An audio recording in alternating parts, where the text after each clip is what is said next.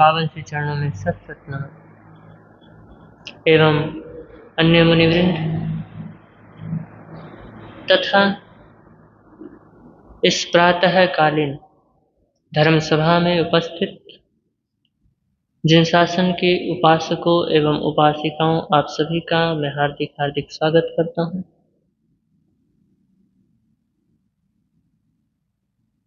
आप सभी के समक्ष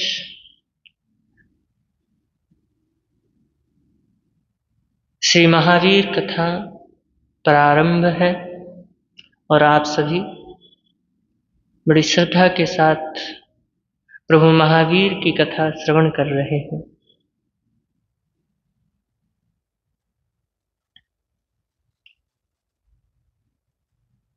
प्रभु महावीर की कथा सुनते सुनते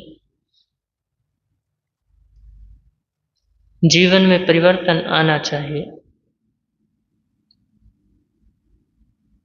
महावीर कथा सुनते सुनते जीवन में कुछ बदलाव आना चाहिए। महावीर कथा सुनते सुनते कसाईयों में शिथिलता आनी चाहिए। महावीर कथा सुनते सुनते धर्म के संस्कार दृढ़ होने चाहिए। और महावीर कथा सुनते सुनते जो कुसंस्कार हैं वो विसर्जित होने चाहिए। तो ये महावीर कथा का प्रभाव है और ये प्रभाव कार्य तभी बनेगा जब आप इस कथा को हृदय से क्या करोगे? हृदय से श्रवण करोगे। अगर आपने जानकारी के लिए सुनी, जानकारी के लिए सिर्फ क्या किया है, आपने श्रवण किया है, तो यह केवल सिर्फ शब्द शब्द रह जाएंगे। जीवन में कुछ परिवर्तन करने वाले कोई बात नहीं रहेगी इसमें। लेकिन अगर आपने हृदय से श्रवण किया तो मैं 100% गारंटी के साथ कह सकता हूं कि जीवन में परिवर्तन आए बिना रह नहीं सकता। तो इसलिए प्रभु महावीर के जन्म कल्याणक पर हर जगह प्रभु महावीर की जीवनी क्या की जा रही है? सुनाई जा रही है। और हर जगह सुनाने के बाद ऐसी बात नहीं है कि परिवर्तन हर किसी में आ नहीं रहा। हर जगह कोई ना कोई बदल रहा है प्रभु महावीर की कथा सुनते सुनते। तो ये मौका हमें भी मिला है। तो आप कल श्रवण कर रहे थे मरीचि भव के विषय में। जो परमात्मा महावीर की आत्मा है वो मरीचि की भव में चक्रवर्ती भरत के पुत्र के रूप में जन्म लिया है और संयम अंगीकार करने के पश्चात बड़े उत्कृष्ट भावों से संयम पाला। किंतु कुछ ऐसी परिस्थितियां बन गई जिससे उन्होंने मध्य मार्ग निकाल लिया और वो ना साधु रहे ना ही गृहस्थ रहे, परिव्राजक बन गए। और प्रभु ऋषभदेव के साथ क्या कर रहे हैं? प्रभु ऋषभदेव के साथ विचरण कर रहे हैं। जो भी उनके चरणों में आ रहा है, जो भी उनको कहता है कि मुझे अपना शिष्य बना लो, तो वो किससे जोड़ रहे हैं? वो परमात्मा से जोड़ रहे हैं। ये हमें प्रेरणा लेनी चाहिए।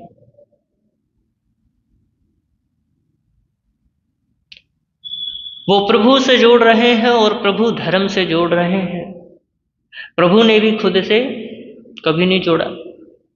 या कभी आपने शास्त्र में सुना या कभी पढ़ा कि प्रभु महावीर के चरणों में ये श्रावक आया और उन्होंने अपने से क्या कर लिया है?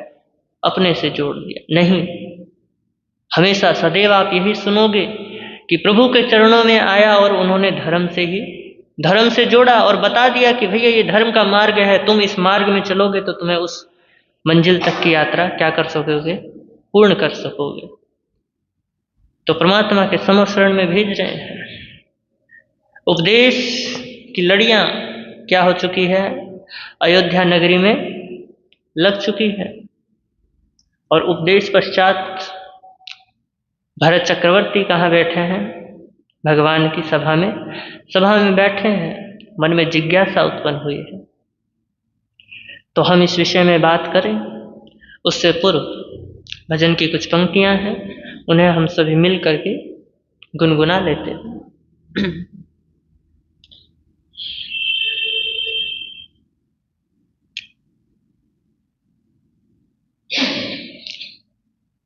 प्रभु महावीर का मांगलिक नाम था, मांगलिक नाम था, आज भी है और कल भी रहेगा। प्रभु महावीर का मांगलिक नाम था, मांगलिक आज भी है और कल भी रहेगा। त्रिशला के लाल का दयामय पैगाम था, दयामय पैगाम था, आज भी है और कल भी रहेगा। प्रभु महावीर का इस पाप भरी बस्ती में प्रभु सूरज बन आए थे। हुआ नष्ट अंधेरा जग का, सुर नर मुनि हर्षाए थे। इस पाप भरी बस्ती में प्रभु सूरज बन आए थे। हुआ नष्ट अंधेरा जग का, सुर नर मुनि हर्षाए थे। जग हित साधना ही, जग हित साधना ही प्रभु तेरा काम था, प्रभु तेरा काम था, आज भी है और कल भी रहेगा। प्रभु महावीर का मांगलिक नाम था, मांगलिक नाम था, आज भी है और कल भी। प्रभु महावीर का सत्य चंदन बाला को प्रभु तूने था तार दिया। अर्जुन माली की नैया को भव जल से था पार किया। सत्य चंदन बाला को प्रभु तूने था तार दिया। अर्जुन माली की नैया को भव जल से था पार किया। सबके लिए ही प्रभु, सबके लिए ही प्रभु तू सुख का धाम था, तू सुख का धाम था, आज भी है और कल भी रहेगा। प्रभु महावीर का, प्रभु महावीर का मांगलिक नाम था, मांगलिक आज भी है और कल भी रहेगा। त्रिशला के लाल का, त्रिशला के लाल का दयामय पैगाम था, दयामय पैगाम था, आज भी है और कल भी रहेगा। प्रभु महावीर तज निंदा झूठ बुराई, का नाश करो। प्रभु भक्ति प्रेम दया का निज घर प्रकाश भरो। तज निंदा झूठ लड़ाई पापों का नाश करो। प्रभु भक्ति प्रेम दया का निज घर प्रकाश भरो। ज्ञान मुनि प्रभु का, ज्ञान मुनि प्रभु का यही फरमान था, यही फरमान था। आज भी है और कल भी रहेगा। प्रभु महावीर का मांगलिक नाम था, मांगलिक नाम था। आज भी है और कल भी रहेगा। त्रिशला के लाल का दयामय पैगाम था, दयामय पैगाम था। आज भी है और कल भी रहेगा। आज भी है और कल भी रहेगा। महावीर कहानी सुनो, महावीर कहानी, महावीर कहानी सुनो, सुनो महावीर कहानी। पढ़त सुनत होवे, पढ़त सुनत होवे सबको हैरानी। महावीर कहानी सुनो, महावीर कहानी, महावीर कहानी सुनो, महावीर कहानी। जय वीर जय वीर जय महावीर, त्रिशलानंदन जय।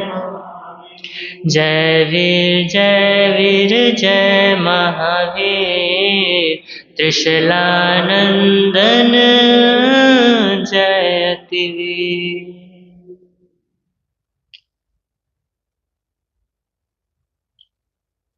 तो भरत चक्रवर्ती प्रभु के समशरण में बैठे हैं। उपदेश अभी अभी खत्म हुआ है और भरत के मन में एक जिज्ञासा उठती है। वो सोचते हैं कि मुझे एक चीज पूछनी चाहिए।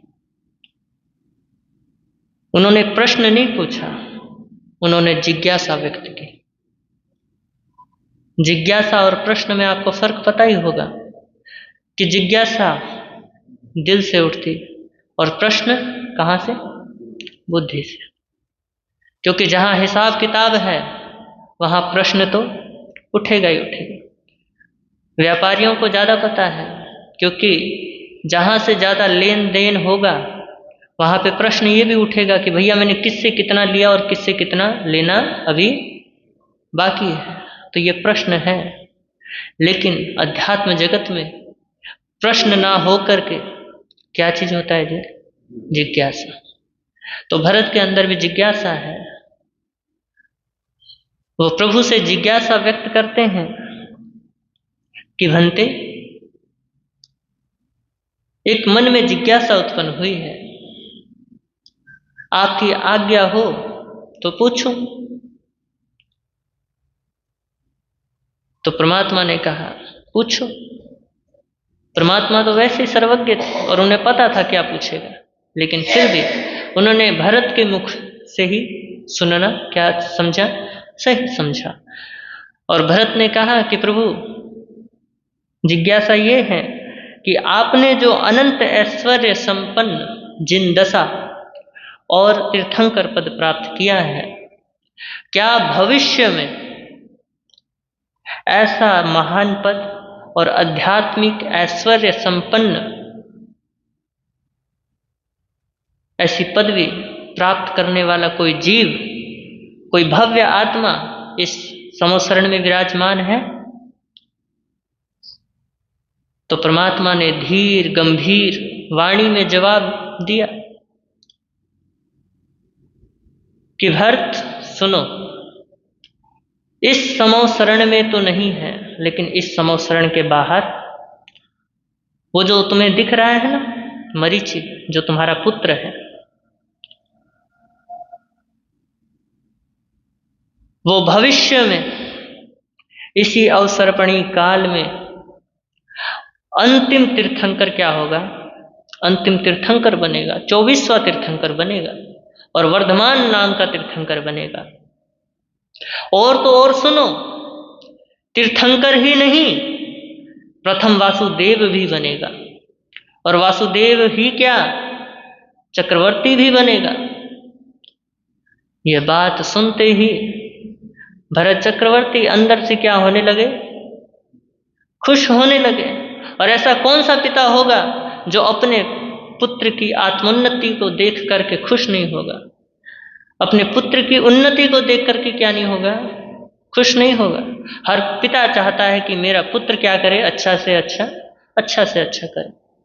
तो भरत चक्रवर्ती के अंदर भी हर्ष का आवेग आया और वो बड़े खुश हुए और प्रभु परमात्मा के समोशरण में बैठे थे, वहां से उठे, परमात्मा को वंदन किया और वंदन करके सीधा कहाँ पहुंच गए? मरीचि के नजदीक पहुंच गए। भरत ने उनकी बाहरी क्रियाओं को नहीं देखा, क्योंकि देखो वो परिव्राजक हैं, ना साधु हैं ना ही गृहस्थ हैं। बाहरी क्रिया कुछ ऐसे ही बना रखा है उन्होंने, भगवा वस्त्र पहने हुए हैं, छत्र धारण किए हुए, खड़ाऊ पहने हुए।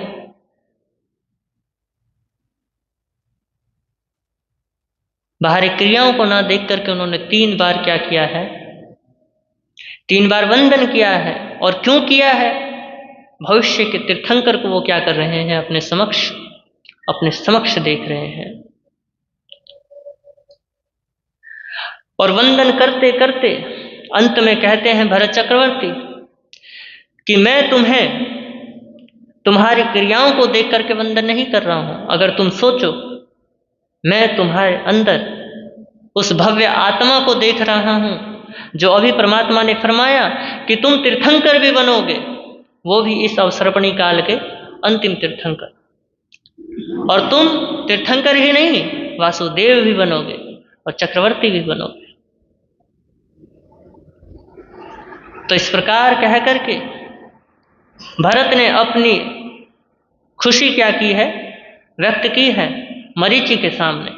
मरीचि ने सुना और उसके बाद भरत ने 3 बार वंदन किया और अपने ठिकाने पहुंच गए। इधर ये बात सुन करके मरीचि के अंदर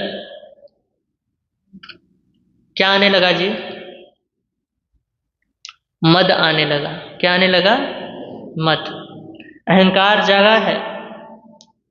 मरीचि का हृदय हर्ष से क्या हो गया है? हर्ष से फूल गया है। अब दिल बांसों उछल रहा है, बड़े खुश हैं और उसका रोम रोम प्रसन्नता से खिल उठा और कहते हैं कि हर्षित होना ठीक है, लेकिन जब हर्ष का अतिरेक आ जाता है तो वो पतन का कारण बन जाता है। और यही हुआ मरीचि के साथ। मरीचि हर्ष के अतिरेक में नाचने लगे, तालियां पीटने लगे, उछलने लगे, कूदने लगे और कहने लगे कि मैं कितना महान हूं, मेरा कुल कितना महान है, मेरी जाति कितनी महान है।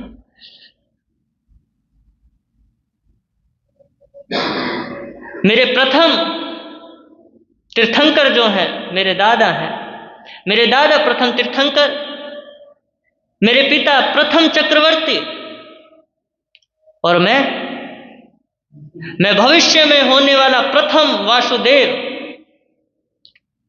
और तो और चक्रवर्ती का पद भी प्राप्त करने वाला हूं और तीर्थंकर पद को भी क्या करूंगा, तीर्थंकर पद को भी प्राप्त करूंगा। मेरे पिता ने तो सिर्फ चक्रवर्ती पद प्राप्त किया, मेरे दादा ने तो सिर्फ तीर्थंकर पद प्राप्त किया, लेकिन मैं तो 3-3 पद का क्या बनूंगा, 3-3 पद का अधिकारी बनूंगा। वासुदेव भी बनूंगा, चक्रवर्ती भी बनूंगा और क्या बनूंगा जी, और तीर्थंकर भी बनूंगा। इस प्रकार से वो सोचने लगे, वो मद करने लगे, उनको कुल का मद हो गया। किसका मद हुआ, कुल का मद हो गया कि मैं ऐसे कुल खानदान में पैदा हुआ हूं। और कहते हैं कि मद के नशे में मरीचि ने अगले जन्मों के उच्च जाति और श्रेष्ठ कुल को निरस्त कर दिया। मतलब अगले जन्म में उनको श्रेष्ठ कुल और उच्च जाति अब नहीं मिलेगी। और कहते हैं जिसने किया मद उसका भविष्य में अच्छा जो होने वाला है वो सब कुछ रद्द। तो उन्होंने आगे के जन्मों में मनुष्य जन्म तो पाया, लेकिन कहते हैं उन्हें ना उच्च कुल मिल सका और ना जिन प्ररूपित धर्म का शरणा ही उन्हें मिल सका। परिव्राजक अवस्था के संस्कार दृढ़ होने के कारण जब जब भी उन्होंने मनुष्य जन्म प्राप्त किया, हर मनुष्य जन्म में वो परिव्राजक ही बने। और मरीचि को अपने द्वारा किए गए मद का पश्चाताप नहीं हुआ, क्योंकि किसका मद किया है उन्होंने, कुल का मद किया है, अहंकार किया है। और अहंकार करने के बाद उन्हें किसी भी प्रकार का पश्चाताप नहीं है कि मैंने कोई मद किया है। और परमात्मा कहते हैं कि किसी भी चीज का मद मत करो। अगर तुम्हें अच्छा क्षेत्र मिला है तो उसका भी मद मत करो, तुम्हें अच्छी जुबान मिली है तो उसका भी मद मत करो। कहीं तुम अहंकार करो कि भैया मेरे को अच्छा गाना आता है, मेरे को अच्छा बोलना आता है, मेरे पास धन दौलत है। हर किसी का क्या होता है, हर किसी को हर किसी चीज का मद होने लगता है।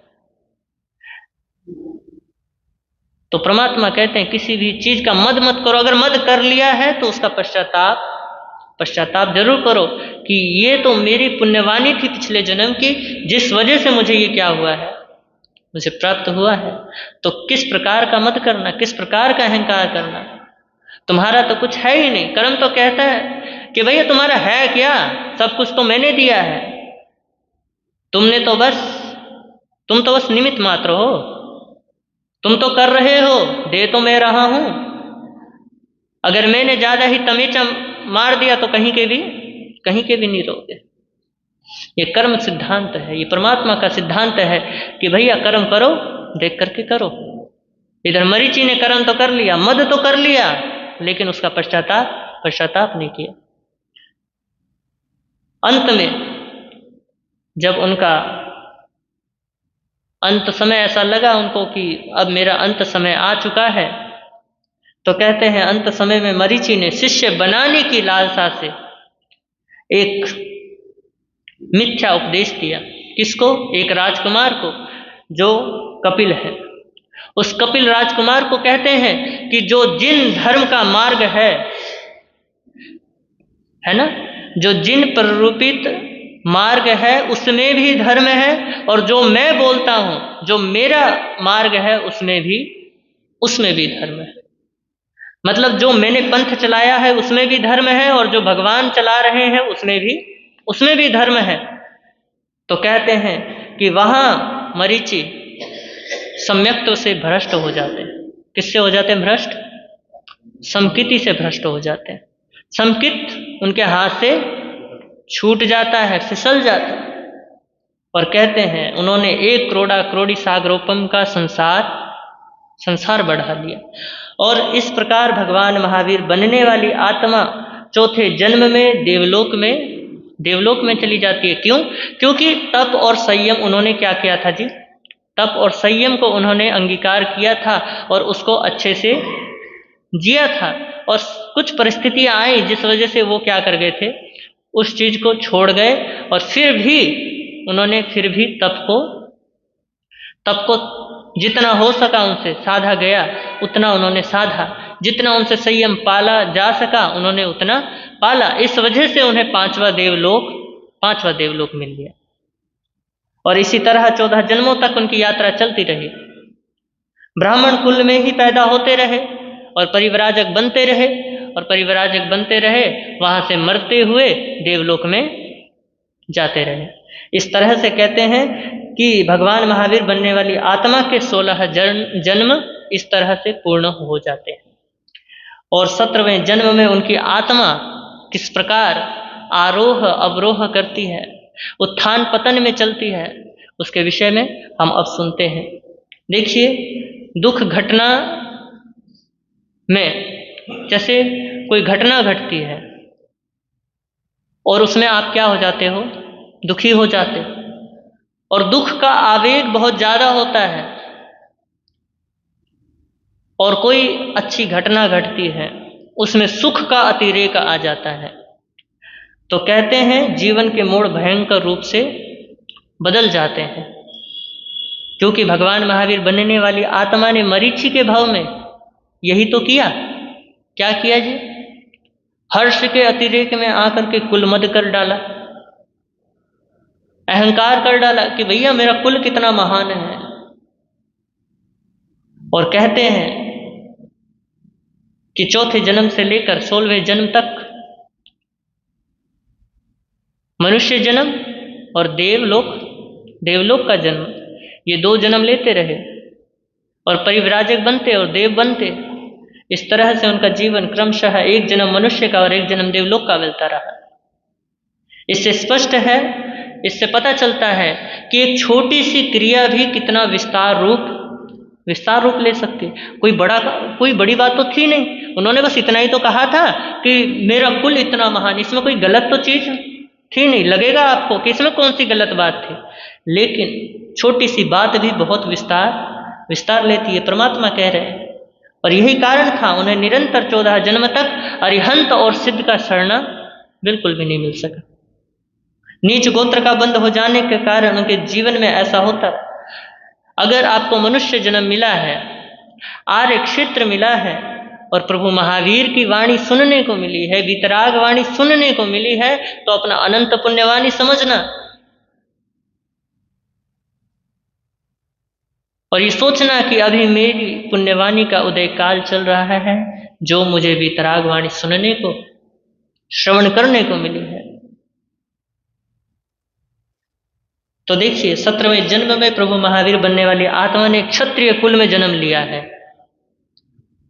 और राज परिवार मिला, परंतु यहां भी राजा के छोटे भाई के पुत्र में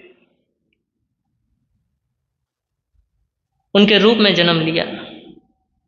राजा के जो छोटे भाई हैं और छोटे भाई के पुत्र बने हैं।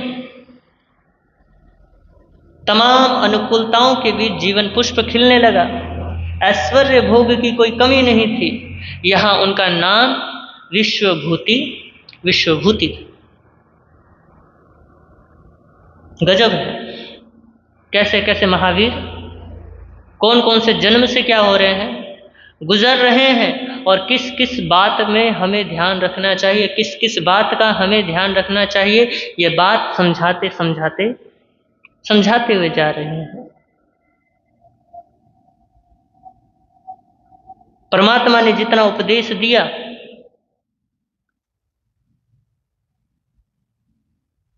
वो कोई अपने ज्ञान से नहीं दिया, इतना उन्होंने अपना अनुभव व्यक्त किया। ज्ञान तो था उनके पास, लेकिन जो बातें उन्होंने कही, उन्होंने अपने जीवन से निकाल करके बातें कही थी कि भैया मैंने ऐसा ऐसा किया था तो ये हुआ, अब तुम ऐसा तुम मत करना। प्रभु तो सर्वज्ञ थे, उन्होंने तो बहुत बातें क्या की हैं, बहुत बातें बताई हैं।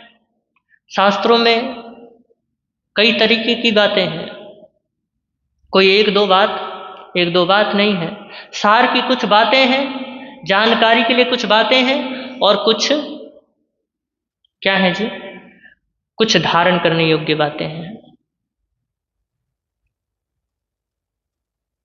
परमात्मा ने जितने क्षेत्र बताए हैं, जितने रत्नों के नाम गिनाए हैं,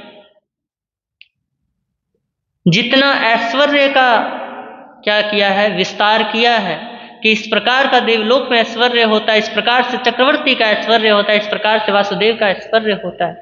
परमात्मा ने ऐश्वर्य का जो निरूपण किया है, ये सब सिर्फ जानकारी के लिए है कि भैया इस तरीके से क्या होता है, इस तरीके से वासुदेव का, इस प्रकार से चक्रवर्ती का, इस प्रकार से तीर्थंकर का, इस प्रकार से देवलोक का वैभव होता है। तुम इसे सिर्फ जानो, इसे दिमाग में मत बैठाओ कि इतने विमान होते हैं, इतने घोड़े होते हैं, इतने हाथी होते हैं, इतनी रानियां होती हैं, ये मत बैठाओ। सार की बात क्या है भगवान की, कि तुम अपने अंदर उतर जाओ। बाहर तुमने बहुत ढूंढ लिया, अब खुद के अंदर भी एक बार क्या करो, खुद के अंदर भी एक बार डुबकी लगाओ। तो यही सार की बात है, और यही हमारे को मोक्ष तक लेके जाएगी। और परमात्मा की जो वाणी है वो हमें राह दिखाएगी। इसलिए परमात्मा ने 12 तपों में स्वाध्याय को भी एक तप बतलाया है कि तुम चाहे 10 मिनट के लिए ही, ये सिर्फ गृहस्थी के लिए, साधु के लिए तो स्वाध्याय बताया, चाहे तुम 10 मिनट के लिए ही क्या करो, 10 मिनट के लिए ही पढ़ो, लेकिन जरूर पढ़ो, अच्छा साहित्य पढ़ो। जीवन का कोई ना कोई उद्देश्य, तुम्हें क्या पता कौन से किताब से, कौन से पन्ने से, कौन सी लाइन से आपका जीवन बदल जाए। तो स्वाध्याय चाहे एक पन्ना ही पढ़ो, लेकिन पढ़ो जरूर। तो देखिए, परमात्मा विश्वभूति के रूप में क्या ले चुके हैं, जन्म ले चुके हैं। मतलब वो अभी परमात्मा नहीं है, सिर्फ आत्मा है। अभी परमात्मा बनने की प्रक्रिया में चल रहे हैं। राजगिरी नगरी थी, उस नगरी के राजा विश्वनंदी थे, और विश्वनंदी के पुत्र विशाखनंदी। ध्यान रखना, इसके जो कैरेक्टर है, विश्वनंदी है, और विश्वनंदी के जो पुत्र हैं वो विशाखनंदी है। और विश्वनंदी के जो छोटे भाई हैं विशाखभूति, विशाखभूति के जो पुत्र हैं वो है विश्वभूति, है ना, विश्वभूति। तो हर आत्मा जन्म से अपने संस्कार क्या करती है, संस्कार लेकर के आती है। दोनों का जन्म राजघराने में हुआ, किस किस का, विशाखनंदी का और विश्वभूति का। दोनों को एक समान ही साधन मिले, लेकिन उनके स्वभाव में जमीन आसमान का अंतर था। विश्वभूति जो था, जन्म से ही कहते हैं अति साहसी, शूरवीर, पराक्रमी और निडर थे। और इधर जो राजा का पुत्र है, जो युवराज पद पे क्या है, विराजमान है, जो राजा के बाद क्या बनेगा, राजा बनेगा, वो बचपन से ही कमजोर का मतलब डरपोक, भीरू और चिड़चिड़ा था। छोटी छोटी बातों पे लड़ने लगता था, छोटी छोटी बातों पे चिढ़ने लगता था। ईर्ष्या की अग्नि थी उसके अंदर, जलन, और यह हर व्यक्ति के अंदर, आपके अंदर भी है। और तो और क्या कहूं,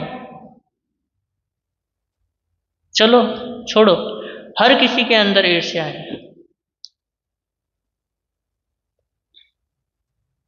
तो ये ईर्ष्या विशाखनंदी के अंदर भी थी, और इस बात की सारे नगर में चर्चा हुआ करती थी, क्योंकि गुणों की सुगंध फैलने में फैलने में देरी नहीं लगती, और दुर्गुणों की दुर्गंध फैलने से कोई रोक नहीं सकता। जिस सेब को आप बाजार से खरीद के लाते हो देख करके कि कितना सुंदर है, कितना अच्छा है, तो खाने में भी मीठा होगा। लेकिन अगर वही सेब सड़ जाए तो बताओ, उसकी दुर्गंध को आप क्या करोगे? दुर्गंध को सहन कर लोगे या उसको रख लोगे अपने पास? नहीं रखोगे, फेंक दोगे। पहले तो सुगंध आपको बहुत अच्छा लगा, लेकिन वही सेब आपको खराब लगने लगा। इससे आप क्या समझते हो कि भैया अपना व्यवहार क्या रखो, ठीक रखो। आप चाहे वर्षों से एक बंदे से मीठी जुबान से बात कर रहे हो, लेकिन अगर किसी दिन कुछ ऐसी परिस्थितियां आई, एक दिन आपने गाली दे दी, तो वो सारा का सारा धरा रह जाएगा। सिर्फ आपकी एक गाली याद रह जाएगी उसको, कि भैया इसने मेरे को क्या दी थी, गाली दी थी। उसने पिछला नहीं देखना कि कितना उसने अच्छा किया, कितना उसने व्यवहार अच्छा रखा, वो तो बस एक व्यवहार याद रखेगा कि इसने मेरे साथ बुरा कितना किया। तो इससे समझो, तो विशाखनंदी के अंदर दुर्गुण क्या था? ईर्ष्या का। और विश्वभूति के गुणों का उल्लेख हर घरों में हुआ करते थे। और विशाखनंदी विशाखनंदी की जो निंदा होनी है वो तो होनी ही है, क्योंकि वो क्या कर रहा है? विश्वभूति से जल रहा है। और कहते हैं विशाखनंदी के भीतर ईर्ष्या की चिंगारी है, जो एक दिन विकराल रूप ले लेती है। और विश्वभूति का शोक इस प्रसंग का आधार बना। किस प्रकार? कहते हैं विश्वभूति को राज के उद्यान में पुष्प क्रीड़ा करने का बड़ा शौक था। और राज के उद्यान में विशेष होते हैं जहां राज परिवार ही सिर्फ क्या कर सकते हैं? जा सकते हैं। और उस राज उद्यान का एक नियम होता है कि अगर एक राजकुमार अपने अंतःपुर मतलब अपनी पत्नियों के साथ है तो दूसरा राजकुमार वहां पे जा नहीं सकता। यहां तक कि राजा भी उस उद्यान के अंदर एंट्री नहीं कर सकता। अगर राजा अंदर है तो कोई एंट्री, मतलब सबके लिए यही रूल रेगुलेशन था कि भैया जो अगर एक व्यक्ति अंदर है तो कोई बाहर से एंट्री नहीं करे। तो ये राजोद्यान का नियम था। विश्वभूति राज के उद्यान में सुगंधित फूलों और सुंदर झरनों के संग महीनों बिता देता था। नगर में इस बात की बहुत चर्चा होती थी। कहते थे कि विशाखनंदी है तो युवराज, कहने को ही युवराज है, लेकिन विश्वभूति असली मजा तो वो लूट रहा है। युवराज ना होते हुए भी युवराज जैसे ठाट बाट हैं उसके। उद्यान में क्या करता है? वो क्रीड़ा करता है। और विशाखनंदी क्या कर रहा है जी? विशाखनंदी को तो जाने का मौका ही नहीं मिलता। कहाँ? राजोद्यान में प्रवेश करने का ही मौका नहीं मिलता।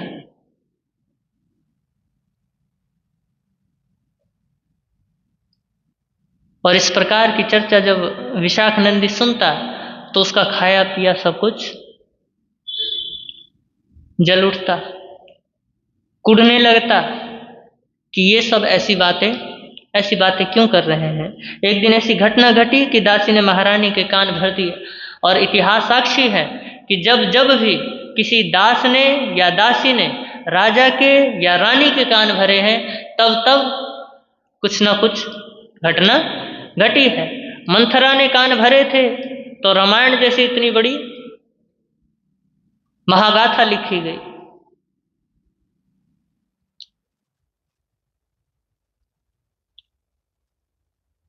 तो दासी ने कान भर दिए महारानी के, और महारानी के कान भर दिए तो महारानी को क्रोध आ गया। अपने पुत्र का अपमान देख करके वो कुपित हो उठी, भभक उठी और पैर पटकते हुए कोप भंवर में जा बैठी। इधर राजों को पता चला। क्या पता चला? कि महारानी कोप भवन में चली गई। और इधर फटाफट राजा सभा से उठा और फटाफट कहाँ पहुंचा है जी? कोप भवन में पहुंचा है। और कहता है कि ऐसा क्या अपराध मुझसे हुआ है जो आप मुझसे इतनी कुपित हो?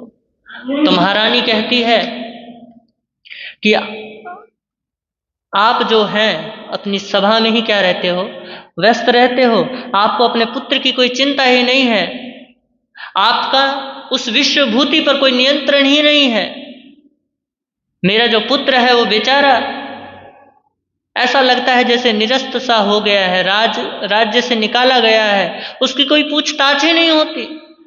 और वो विश्वभूति युवराज के जो मजे होते हैं वो सारा मजा तो वही लूट लेता है।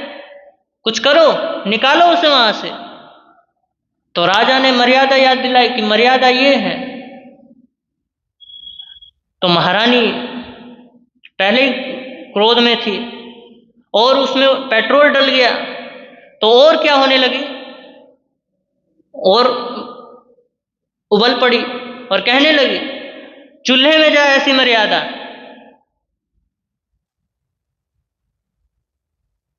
चोर मलाई खाता रहे, मालिक देखता रहे।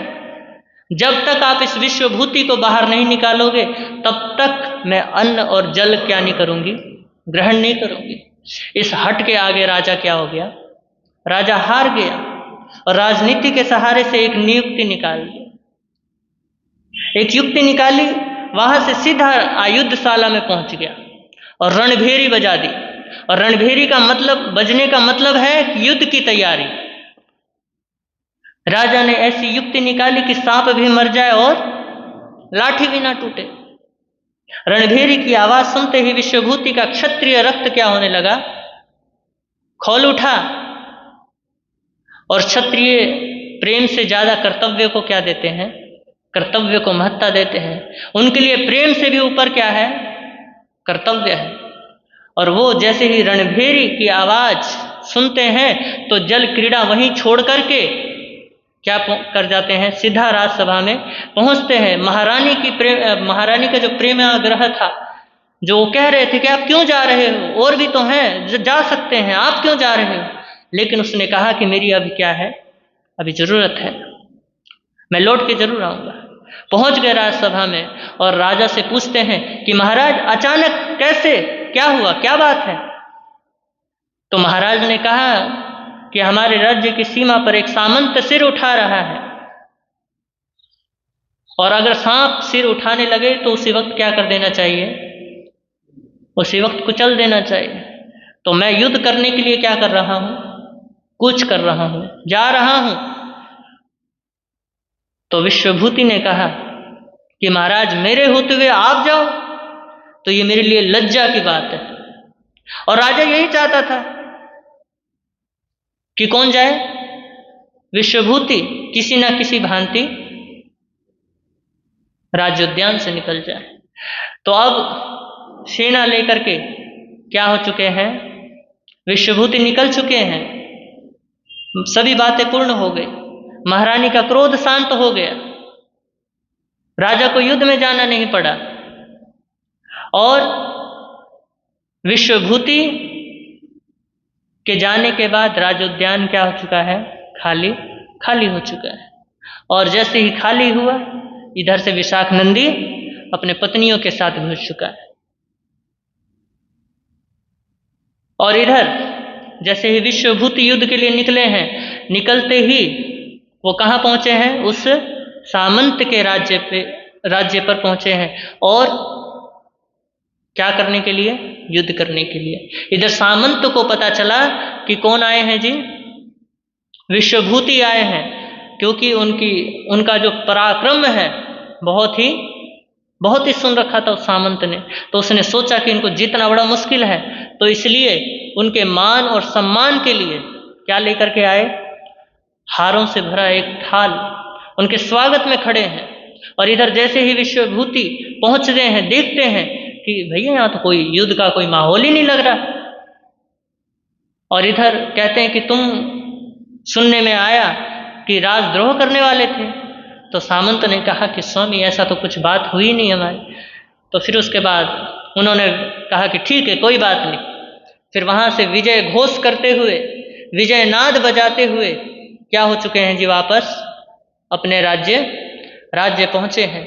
उन्होंने देखा कि सारा कार्य संपन्न हो गया है, तो विश्वभूति अपनी रानियों के साथ कहाँ जाने के लिए तैयारी कर रहे हैं, राज्योद्यान में जाने के लिए तैयारी कर रहे हैं।